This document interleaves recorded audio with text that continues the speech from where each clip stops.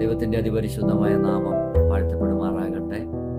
അല്പസമയം ദൈവജനത്തിൻ്റെ ഹൃദയത്തിലേക്ക് ചെറിയൊരു ചിന്തയെ ഞാൻ തരുവാൻ ആഗ്രഹിക്കുക.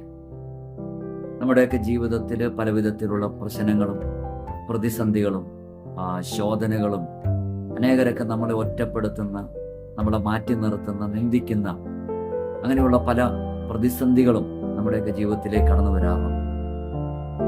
ഇവിടെ ഞാനൊരു വ്യക്തിയെ ദൈവജനത്തിന് ഞാൻ പരിചയപ്പെടുത്തുവാൻ ആഗ്രഹിക്കുക. ആ വ്യക്തിയുടെ പേര് നമുക്ക് എല്ലാവർക്കും അറിയാം, ലാസർ എന്ന. യോഹന്നാന്റെ സുവിശേഷം 11-ാം അധ്യായത്തിലേക്ക് വരുമ്പോൾ ലാസറിനെ പറ്റി നമുക്ക് കാണുവാൻ കഴിയും. ആ ലാസറിന് 2 സഹോദരിമാരുണ്ടായിരുന്നു. അവരുടെ പേര് മാർത്തയും മറിയം. അവർ പാർത്തിരുന്നത് ബേഥാന്യ എന്ന പ്രദേശത്താണെന്ന് നമുക്ക് ആ വേദഭാഗങ്ങളിലൊക്കെ നമുക്ക് വ്യക്തമായിട്ട് കാണുവാൻ കഴിയും.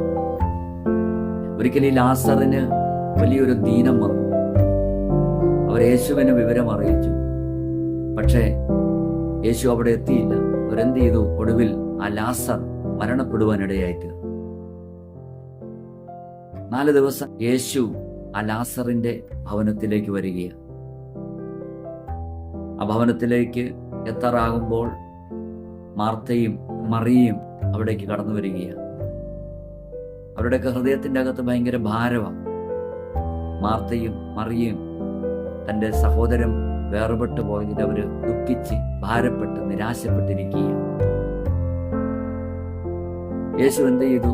യേശു അവരെയും കൂട്ടിക്കൊണ്ട് ആ ലാസറിന്റെ കല്ലറയിലേക്ക് ചെല്ലുകയാണ്. മാർത്തയും മറിയയും പറയുന്ന 2 കാര്യമുണ്ട്. നീ ഇവിടെ ഉണ്ടായിരുന്നെങ്കിൽ അവൻ മരിക്കത്തില്ലായിരുന്നു. മറ്റൊരു ഭാഗത്ത് ഇപ്രകാരമാണ് പറയുന്നത്: കല്ലറയുടെ അടുക്കൽ ചെന്ന് കല്ല് മാറ്റുവാൻ പറഞ്ഞപ്പോ അവിടെ രേഖപ്പെടുത്തിയിരിക്കുകയാണ്, ലാസറിന്റെ ശരീരം നാറ്റം വെച്ചല്ലോ കർത്താവേ. മാർത്തയുടെയും മറിയയുടെയും ഹൃദയത്തിൽ ലാസർ മരണപ്പെടുവാനിടയായിട്ട് ബേഥാനിയിലുള്ള എല്ലാ ആളുകളുടെയും മുൻപാകെ ലാസർ മരണപ്പെടുവാനിടയായിത്തീർന്നു. എന്നാൽ യേശു എന്നാ ചെയ്തെന്ന് അറിയാമോ? ആ കല്ലറയുടെ മുമ്പിൽ ചെന്നിട്ട് യേശു പറഞ്ഞൊരു കാര്യമുണ്ട്. അതിപ്രകാരമാണ്: ലാസറെ പുറത്തു വരികയെന്നാണ്. മാർത്തയും മറിയയും പറഞ്ഞു, ലാസർ മരിച്ചു. ബേഥാനിയിലുള്ള സകല ജനവും പറഞ്ഞു, ലാസർ മരിച്ചുപോയി. എന്നാൽ എല്ലാവരും ഇവൻ മരിച്ചുപോയി എന്ന് പറയുമ്പോൾ അവരെയും കൂട്ടിക്കൊണ്ട് കല്ലറയുടെ മുൻപിൽ ചെന്നിട്ട് കല്ല് മാറ്റിക്കഴിഞ്ഞപ്പോൾ കർത്താവ് പറഞ്ഞൊരു കാര്യമുണ്ട്: ലാസറെ പുറത്തു വരികയെന്ന്. ഇന്ന് രാത്രികാലം ഞാൻ ഒരു കാര്യം ചോദിപ്പാൻ ആഗ്രഹിക്കുക. മരിച്ച ഒരു വ്യക്തിയുടെ അടുക്കൽ പോയി ആരെങ്കിലും സംസാരിക്കുമോ? മരിച്ച ഒരു വ്യക്തിയോട് നമ്മൾ എന്തെങ്കിലും വിധത്തിലുള്ള ഒരു കമ്മ്യൂണിക്കേഷൻ നമ്മൾ നടത്തുമോ? എന്നാൽ ഇന്ന് രാത്രികാലം ഞാൻ ദൈവജനത്തോട് പറയുവാൻ ആഗ്രഹിക്കുക, സഹോദരിമാരും അവന്റെ ദേശത്തുള്ള സകല ദേശനിവാസികളും ലാസറെ മരിച്ചവനായി കണ്ടപ്പോൾ കർത്താവ് അവനെ കണ്ടത് മരിച്ചവനായിട്ടല്ല. യേശു അവനെ മരിച്ചവനായിട്ടായിരുന്നു കണ്ടിരുന്നതെങ്കിൽ ഒരിക്കലും അവൻ ആ കല്ലറയുടെ മുമ്പിൽ ചെന്നിട്ട് ലാസറെ പുറത്തു വരിക എന്ന് പറയത്തില്ല. ഇന്ന് രാത്രികാലം ഈ വചനത്തിലൂടെ ഒരു ദൂത് ദൈവജനത്തിന് ഞാൻ കൈമാറുവാൻ ആഗ്രഹിക്കുക.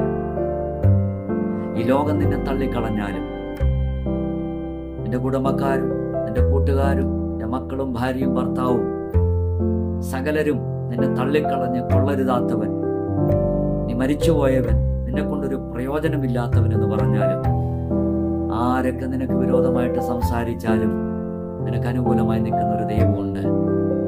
അവൻ യേശു ലാസറിനെ മരിച്ചവനായിട്ടല്ല കണ്ടേ.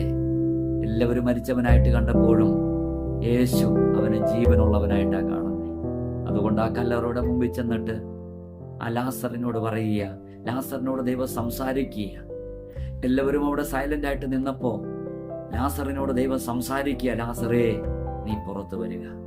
ഇന്ന് രാത്രികാലം നമ്മോട് സംസാരിപ്പാൻ ആഗ്രഹിക്കുന്ന, നമ്മെ അനേകരെ തള്ളിക്കളയുമ്പോഴും നമ്മെ തള്ളിക്കളയാതെ നമ്മോട് സംസാരിപ്പാൻ ആഗ്രഹിക്കുന്നു, നമ്മളെ പുറത്തു കൊണ്ടുവരുവാൻ ആഗ്രഹിക്കുന്ന ഒരു ദൈവം.